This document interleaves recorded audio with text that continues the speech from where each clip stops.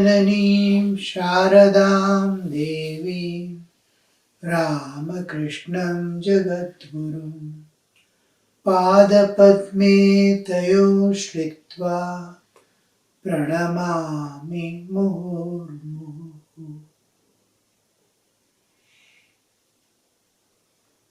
Path of divine love.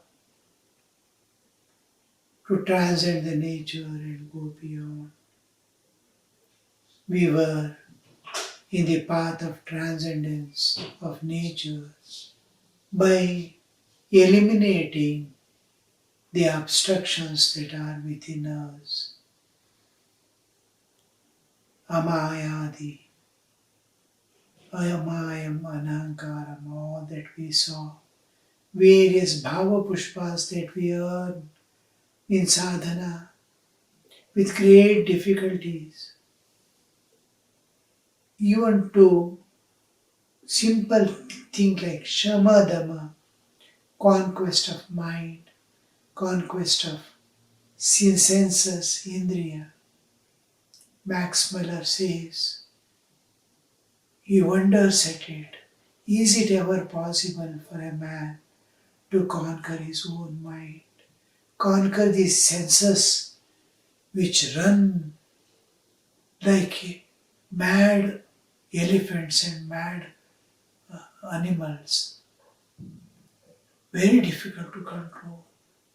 It is like storm which cannot be controlled by any force on the earth. Like that, when storm comes, huge mountains remain unmoved. Can that state of such a state be attained that storm comes and mountains do not move? To be that mountain in the storm, it is something like that.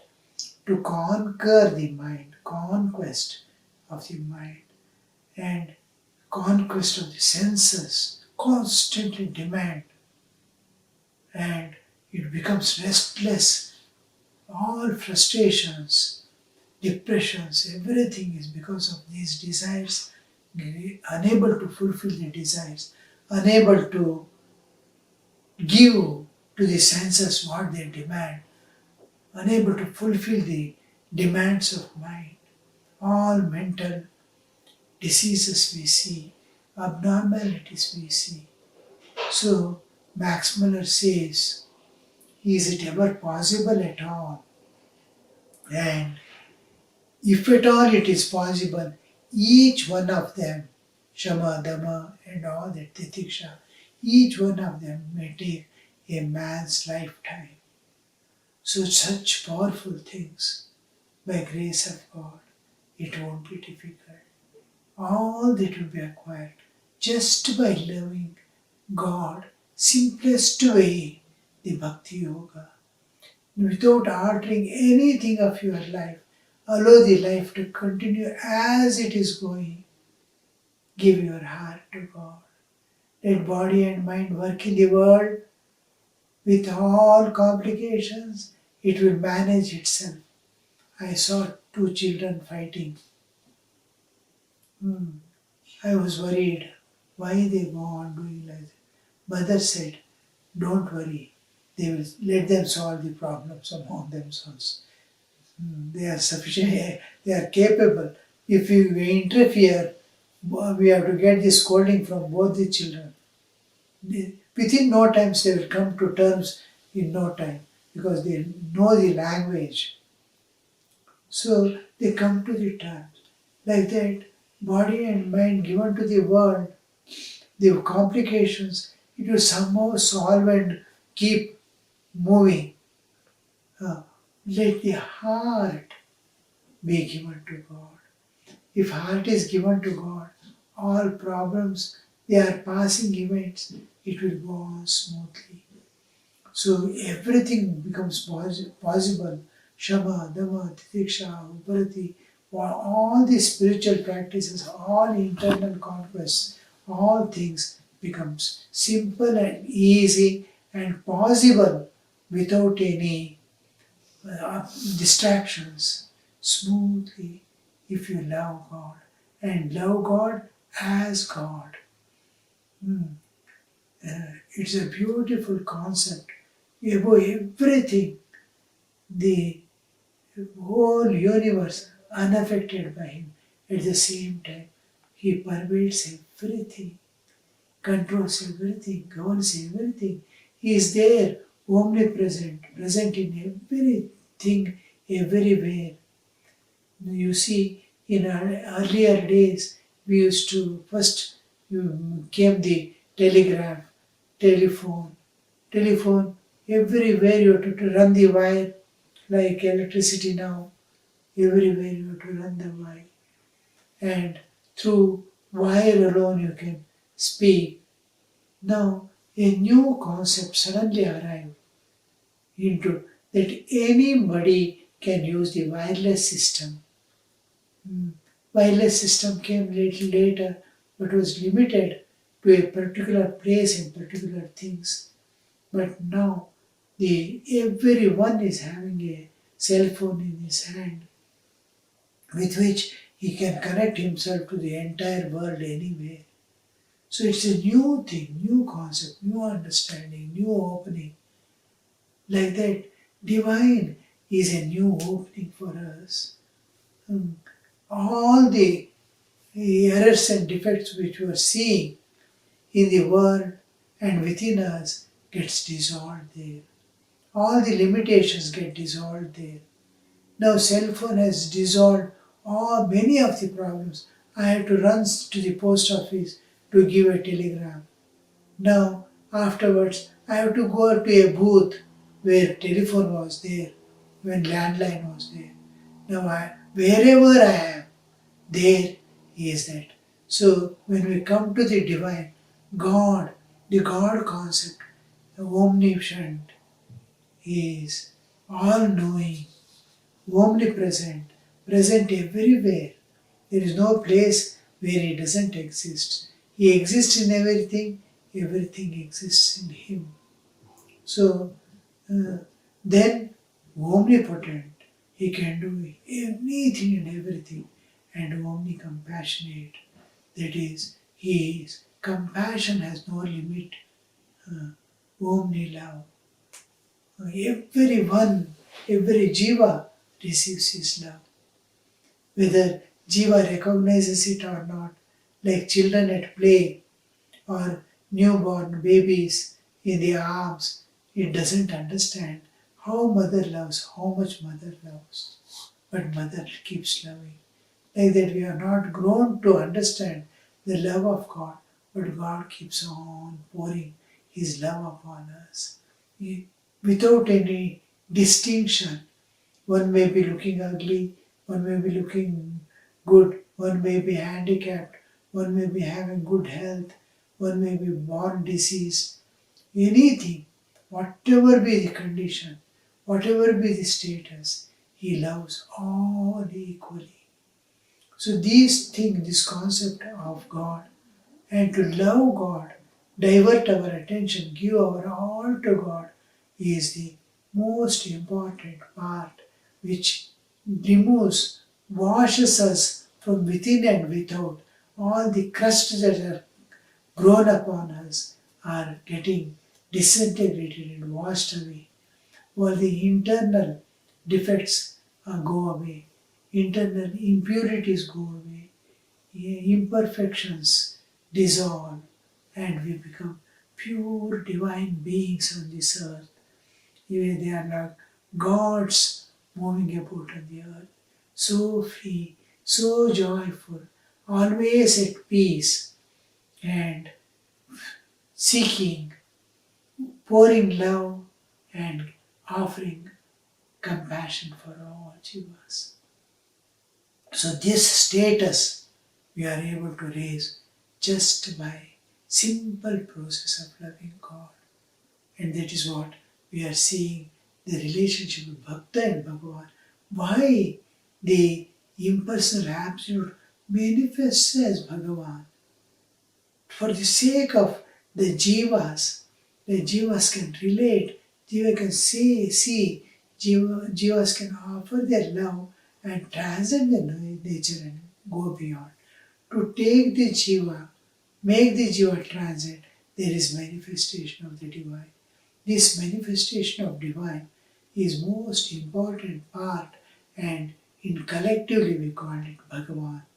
Individually, many forms of manifestations are there as Rama, Krishna, this, that, Durga, Shiva, so many manifestations where you can pour your love. There is a history behind, there is a story behind, there is a life behind, there is a Leela behind.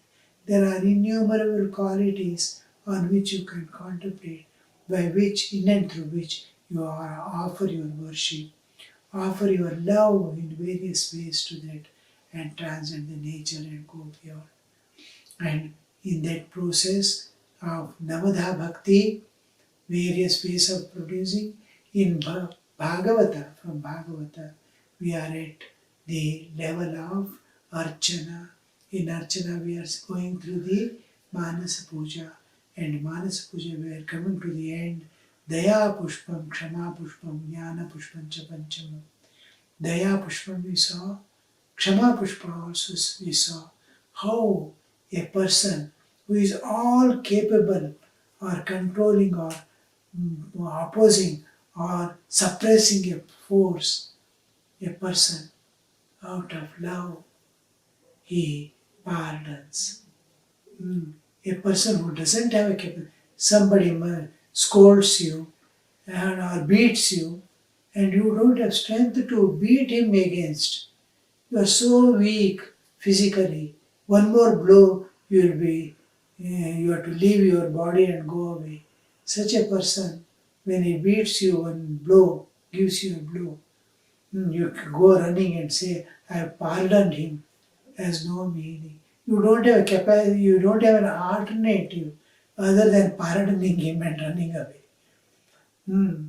But when you have all the capacity to suppress him, to send him to Yamaloka in case of need, but you don't do it, then it is called Kshama. Kshama is where you have all the capacities, all the power, but you don't utilize it. But pardon. For what? For love of God. This pardoning is most important part of human life. Why? Because you love God. And where is that God? In the person who has done the error. So the pardoning has, in spiritual life, when the Kshama comes into picture, we try to see the divine in him, and divine at my back who has pardoned innumerable defects in me, innumerable errors that I committed, faults that I committed, crime that I have committed, has been pardoned by God. I see my past, how many lives I might have spent in whatever ways. God went on pardoning all my transgression of all the laws of nature and laws of society I have transgressed. My own, for all the laws and restrictions were for my welfare, but I did not care. Yet I was blessed by the Lord. So seeing the back behind me, the divine, seeing the divine in the person who has done the error, for love of God, I pardon. For love of God, most important term.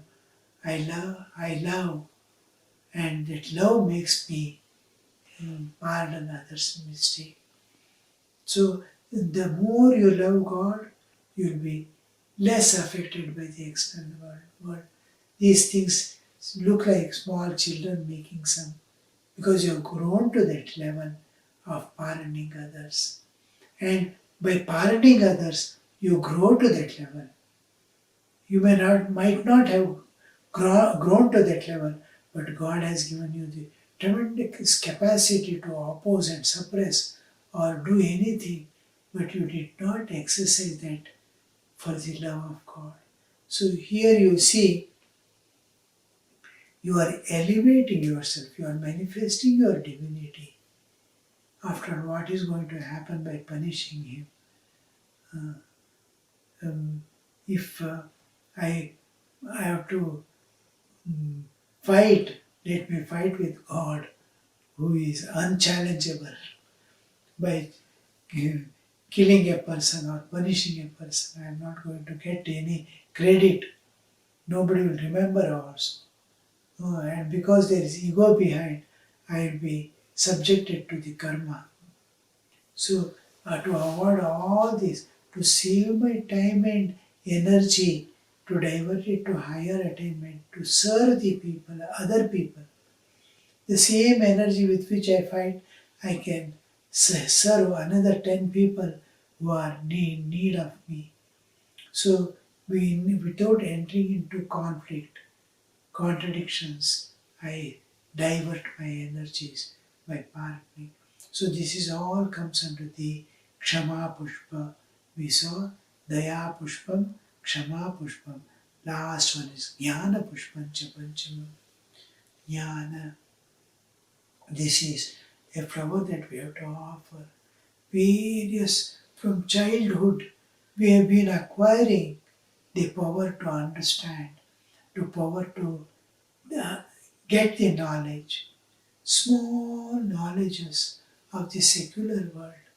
And when you come to the end of your life, you see God has made you to pass through various experiences, taking me to good people, taking me to bad people, putting me in contradictions, putting me in various situations of life, various state of my existence, various elevated places of honor, power, and all that, making me deena, helpless in this life.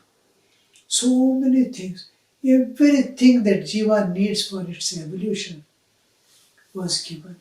Everything remains with me as knowledge. What is anger?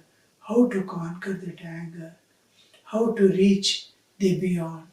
How to all defects and errors within me?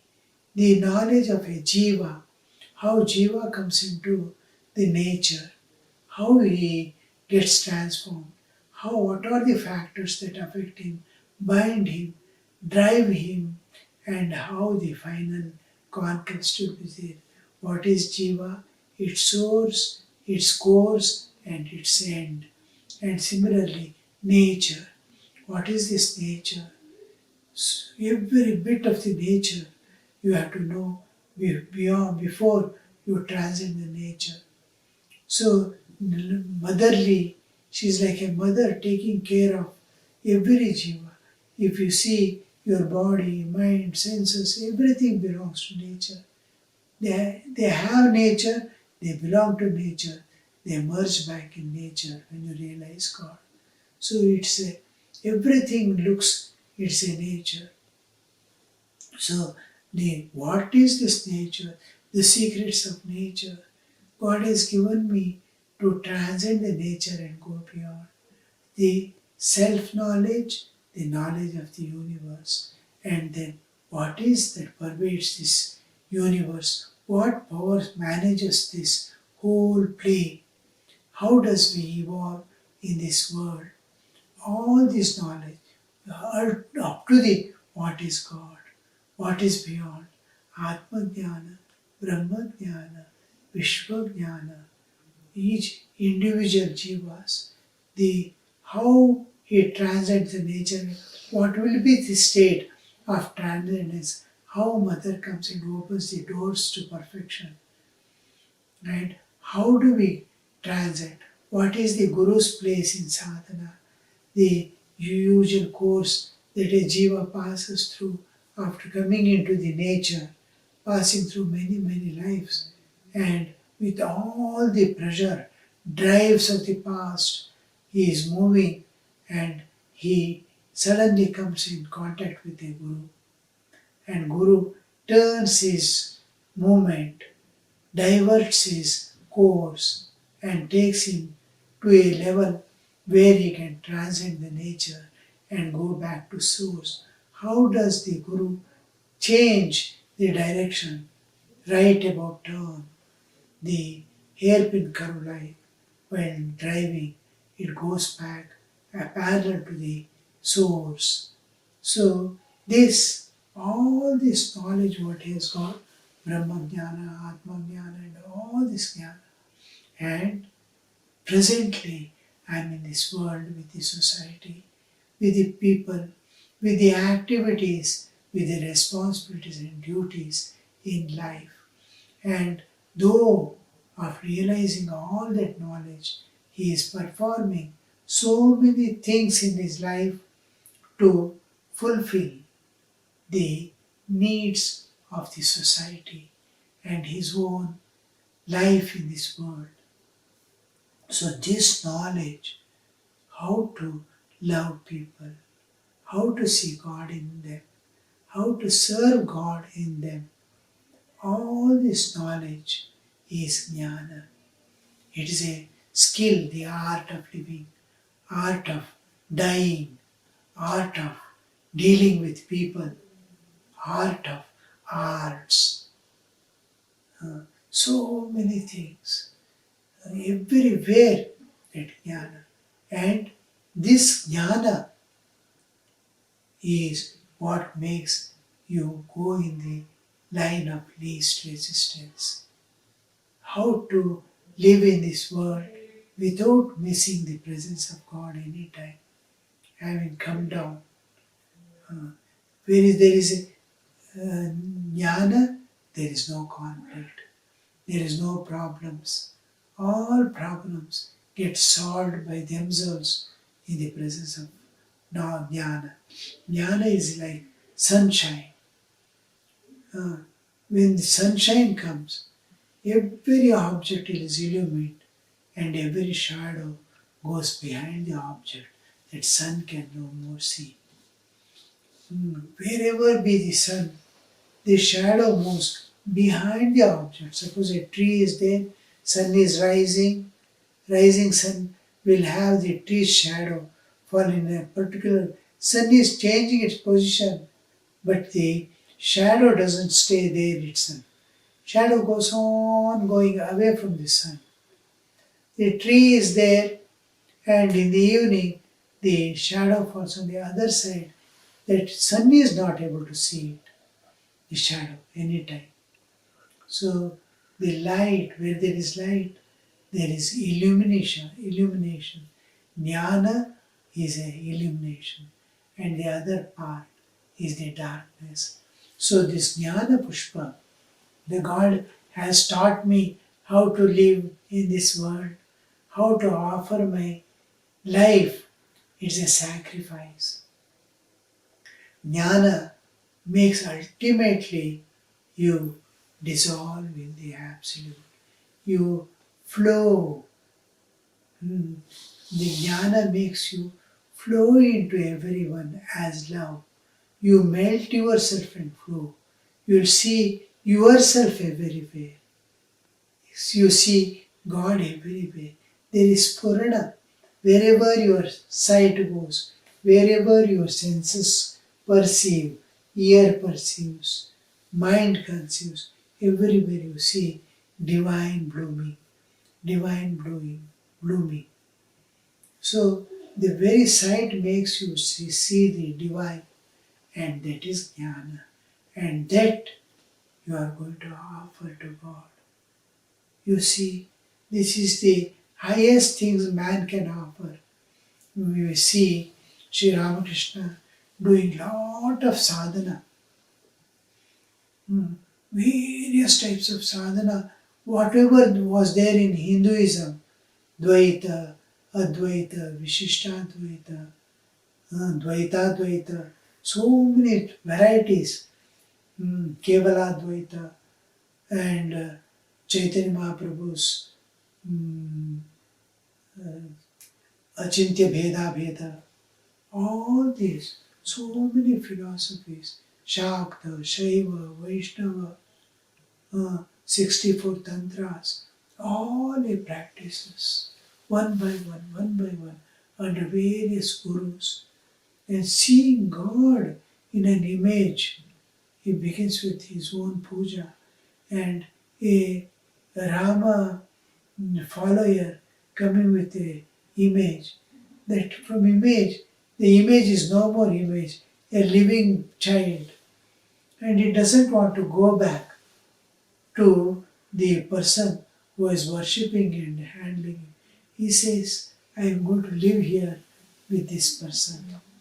He live, at last with tears he leaves that image through which the baby Rama is appearing and moving about all the time, making so many importunities, living God in and through an image.